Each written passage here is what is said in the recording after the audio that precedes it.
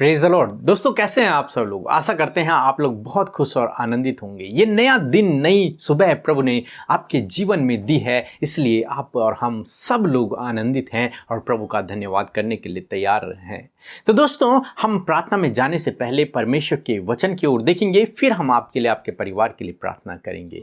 और आज मैं आपसे बात करना चाहता हूं कि जब आप योएल की किताब को पढ़ेंगे तो उसके 1 और 2 अध्याय में योएल बात करता है एक ऐसे समय की जहां पर टिड्डियों ने देश पर आक्रमण किया और टिड्डियों ने सारी फसल को, सारे अनाज को नष्ट कर दिया। जैसे हमने कुछ समय पहले इंडिया में भी देखा था कि टिड्डियों ने यहां पर हमला किया और टिड्डियों ने सारी फसलों को नष्ट कर दिया था। ऐसे ही योएल उस समय में बात करता है कि टिड्डियों ने आकर उनके देश की पूरी फसल को नष्ट कर दिया है। अब मानो ऐसा समय वहां पर आ गया कि जब अकाल जैसा माहौल हो गया है, जब कुछ खाने को नहीं है, भोजन वस्तुएं समाप्त हो गई हैं और कोई फलदार वृक्ष भी नहीं बचा है।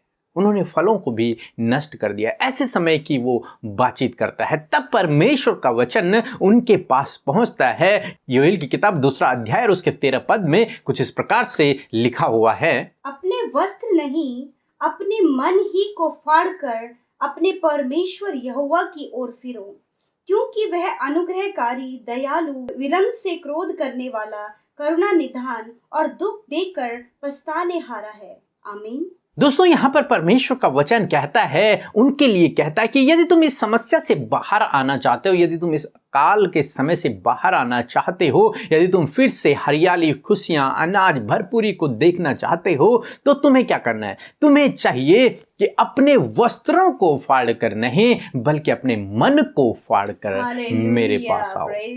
वस्त्रों को फाड़ने का क्या मतलब है? जब हम पुराने नियम में देखते हैं तो जब लोग उपवास करते थे तो वो अपने वस्त्रों को फाड़ते थे, टाट ओढ़ कर, राख में बैठकर वो उपवास को किया करते थे। परंतु परमेश्वर यहाँ पर कह रहा है कि तुम अपने वस्त्रों को मत फाड़ो। तुम्हें वस्त्रों को फाड़ने की आवश्यकता नहीं, बल्कि अपने मन को फाड़ने की आवश्यकता है। मीन्स अपने मन से पश्चाताप करने की आवश्यकता है। और जब तुम मन से अपने गलत कामों से पश्चाताप करोगे तो परमेश्वर क्या है? दयालु है, अनुग्रहकारी है, आशीषों को देने वाला परमेश्वर है। वो निश्चय तुम्हें आशीष देगा, तुम पर दया करेगा और फिर से सब कुछ हरा भरा कर देगा, फिर से सब कुछ नया कर देगा, फिर से सब कुछ रिन्यू कर देगा। फिर परमेश्वर का वचन 2 अध्याय 21 पद में कुछ इस प्रकार से लिखा है, हे देश, तू डर मत और मग्न हो, आनंद कर, क्योंकि यहोवा ने बड़े बड़े काम किए हैं। आमीन।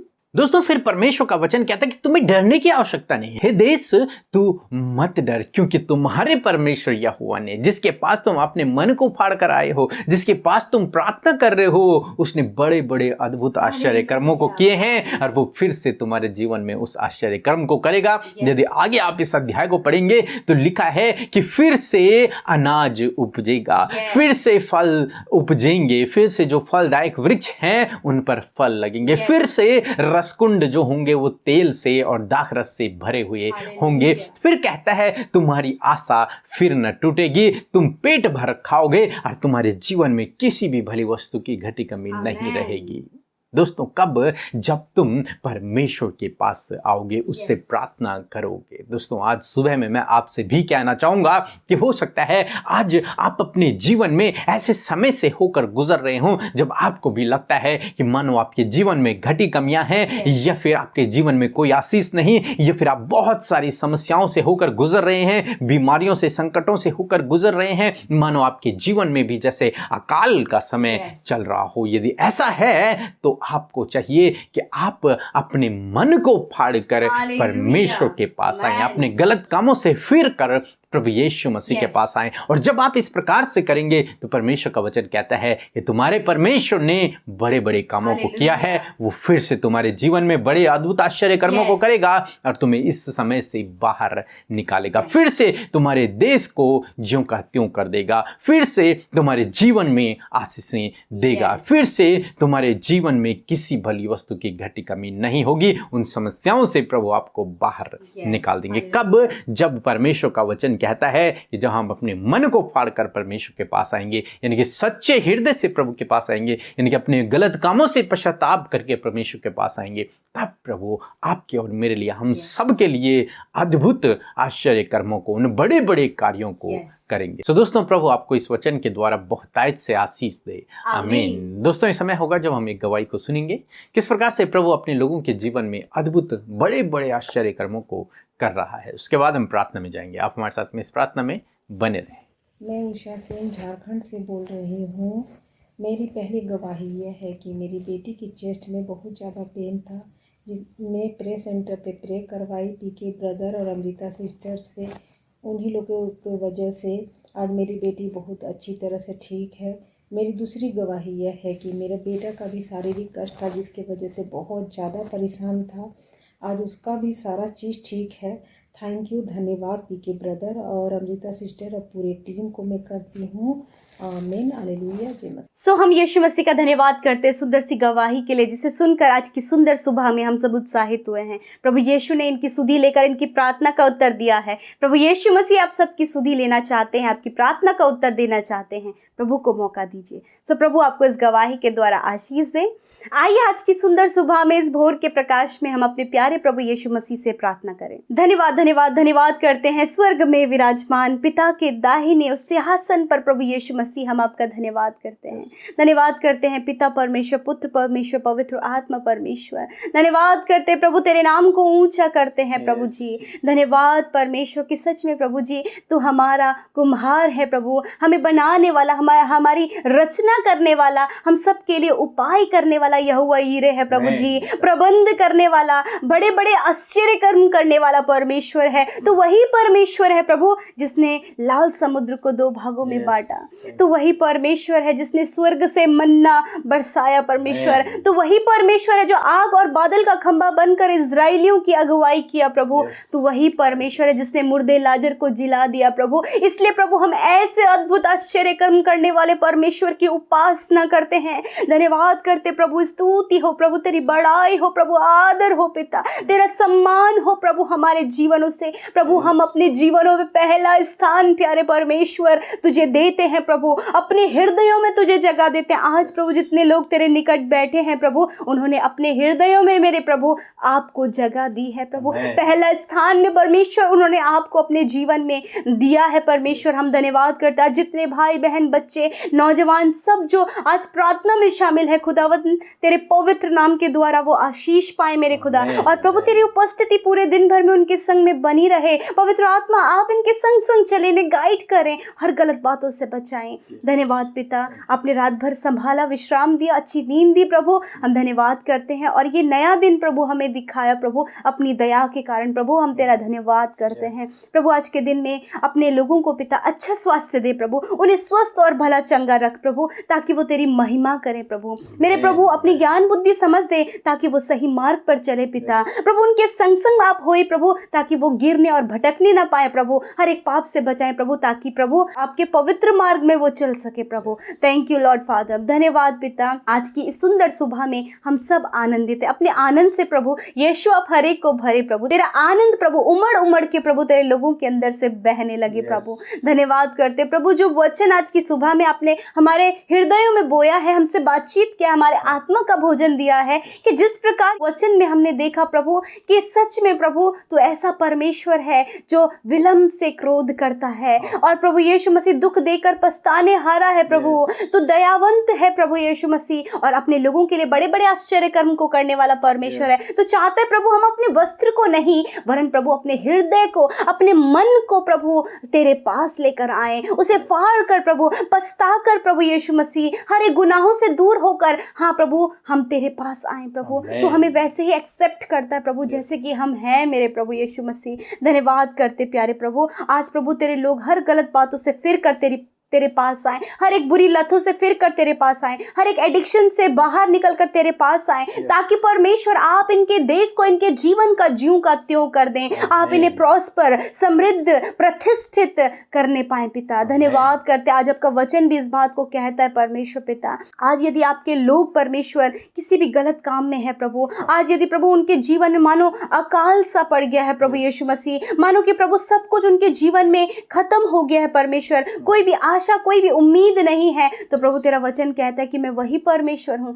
जो बड़े बड़े आश्चर्य कर्म को करता हूँ। परमेश्वर आप इनके जीवन में बड़े बड़े कामों को करें प्रभु। जब इन्होंने प्रभु अपने हृदय, अपने मन को फाड़ कर प्रभु तेरे पास आने का निश्चय किया है प्रभु, तो आप इनके जीवन में कार्य करें प्रभु। जब इनका सब कुछ खत्म हो गया तो प्रभु आप फिर से इन्हें रिस्टोर करें, रिबिल्ड करें परमेश्वर पिता। जब इनका रिश्ता टूटने पर है उसे बचा ले मेरे परमेश्वर पिता। प्रभु जब इनके बच्चे बहुत ज्यादा गलत रास्ते में चले गए प्रभु, उन्हें आप सेफ एंड प्रोटेक्ट करें, उस गहरे जल के तले में से फेर लाइए प्रभु। धन्यवाद करते प्रभु। जब प्रभु बहुत ज्यादा नुकसान बिजनेस में देखा है प्रभु, जॉब में कोई भी इंक्रीमेंट नहीं है प्रभु, कुछ भी इनके जीवन में अच्छा नहीं हो रहा है प्रभु, आपसे दुआ है प्रभु आप सुधि लें, आप आशीषित करें, क्योंकि आप आशीष देने वाले परमेश्वर हैं। क्योंकि आपने वचन में कहा है प्रभु, जिस प्रकार भजनकार दाऊद भी इस बात को कहते हैं कि हे इज़राइल के घराने यहोवा तुझे आशीष देगा। हालेलुया। हे हारून के घराने यहोवा तुझे आशीष देगा। यस माय लॉर्ड फादर, आपने आज अपने लोगों से कहा है कि हे मेरे चुने हुए लोग, मैं तुम्हें आशीष दूंगा। यस माय लॉर्ड फादर, आप अपने बेटे बेटियों को आशीष दें, हर एक उत्तम भली आशीषें इनके जीवन में होने पाए, ताकि परमेश्वर फिर से वो फलदायी हो, फिर से प्रभु यीशु मसीह वो रस और तेल के कुंड भर जाएं प्रभु, फिर से फसल हरी भरी हो जाए प्रभु, इनका जीवन ऐसा रिस्टोर हो, ऐसा रिबिल्ड हो, और ऐसे करके प्रभु आप इन्हें पुनः निर्माण करें परमेश्वर पिता। धन्यवाद करते हैं पिता। विशेष कर प्रभु जब हस्बैंड वाइफ के बीच में बहुत ज़्यादा दूरियां आ चुकी हैं प्रभु, आपसे दुआ है कि प्रभु उस दूरियों को प्रभु तू कम कर और मेल मिलाप और प्रेम दे, मिसअंडरस्टैंडिंग, उस रॉन्ग रिलेशनशिप को दूर कर, और प्रभु इनके लाइफ को, इनके संबंध को आप परिपक्व और मजबूत करें प्रभु। जो भी डर आज इनके मन में प्रभु एक दूसरे के प्रति आ गया प्रभु, उस डर को आप दूर करें परमेश्वर पिता। मैं प्रार्थना करती हूँ प्रभु यीशु मसीह, जितने भाई बहन प्रभु अपने लाइफ पार्टनर के लिए प्रार्थना कर रहे प्रभु, आप उन्हें अच्छा जीवन साथी दें प्रभु पिता। जो अपने फाइनेंशियल प्रॉब्लम को लेकर परेशान है, कर्जे को लेकर परेशान है, लोन को लेकर परेशान है, कोई भी ऐसा काम जो नहीं बन पा रहा है, कोई भी फाइल प्रोसेस जो कंप्लीट नहीं हो पा रही है, बहुत से ऐसे काम जो रुके पड़े हैं प्रभु, आप सहायता करें, आप मदद करें, और ज्यों का त्यों प्रभु आप सब कुछ कर दें प्रभु। धन्यवाद करते हैं आज की सुबह में अपने लोगों की सहायता करें, उनकी छोटी से छोटी, बड़ी से बड़ी जरूरत पूरा करें, और प्रभु तेरे लोग संपन्न सिद्ध होने पाए। कोई भी उत्तम भली वस्तु तेरे लोगों से छिपी ना रहे, वो घटी कमियों में ना रहे प्रभु। हर एक घटी कमी, हर एक गरीबी, हर एक गलत बात यीशु के नाम से इनके जीवन से चली जाए प्रभु। आप इनके लिए प्रोवाइड कराए, आप अपने उस महिमा मैदान से, स्वर्गीय भंडार से सब कुछ पूरा करें, प्रबंध करें प्रभु। धन्यवाद करते हैं प्रभु। हम दुआ करते, जितने प्रार्थना निवेदन आज की सुबह में आए हैं प्रभु, एक एक प्रार्थना निवेदन आपके आगे रखते प्यारे यीशु, और धन्यवाद करते हैं कि आपने उस प्रार्थना का उत्तर दिया, आपने हर एक की सुधि ली, हर एक के प्रार्थना में आपने प्रभु उनकी सहायता किया प्रभु। धन्यवाद करते हैं। धन्यवाद प्रभु। सबको स्वस्थ रखें, भला चंगा रखें, उनकी सहायता करें, जहां कहीं भी आज अब तेरे लोग जाते आपके लहू के बाड़े में, तेरे सुरक्षा दायरे में उन्हें रखते हैं प्रभु, कि आप उन्हें सेफ एंड प्रोटेक्ट करें प्रभु।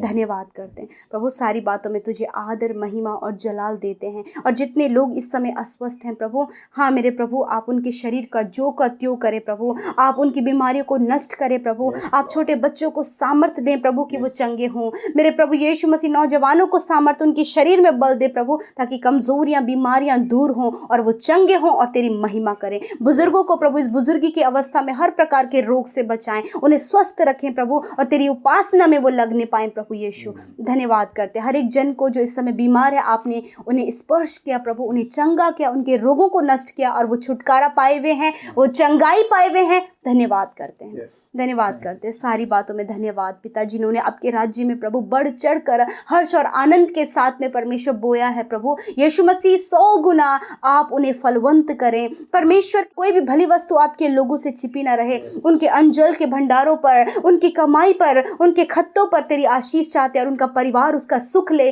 किसी भी बीमारी, किसी भी कर्जे, किसी भी दवाई में प्रभु उनका इनकम ना लगे, वरन प्रभु वो खुद उसका आनंद ले प्रभु, बच्चे उसका आनंद ले, आने वाली पीढ़ी उसका आनंद ले प्रभु। धन्यवाद करते हैं। धन्यवाद करते हैं प्रभु, सबको आपने आशीष दिया, इसलिए सारी बातों में आदर, महिमा और जलाल आपको देते हुए प्रार्थना यीशु के नाम से मांगते, सुने और ग्रहण करें।